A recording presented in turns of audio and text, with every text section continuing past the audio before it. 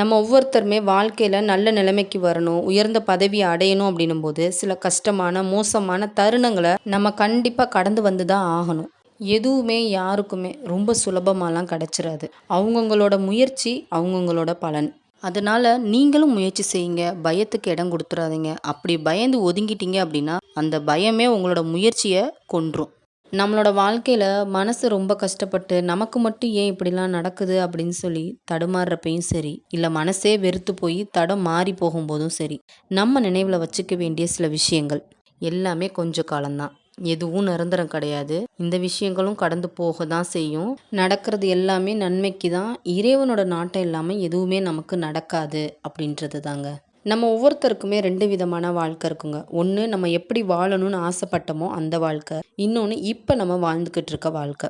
எது எப்படியோ, நிறைவேறாத கனவுகள்ல நம்மள தொலைக்கிறத விட, நிதர்சனம் என்ன அப்படின்றத புரிஞ்சுக்கிட்டு, நம்மள அதுல கவனம் செலுத்த வைக்கிறது தாங்க புத்திசாலித்தனம். இத பத்தி நீங்க என்ன நினைக்கிறீங்க அப்படின்றத எனக்கு கமெண்ட்ல சொல்லுங்க.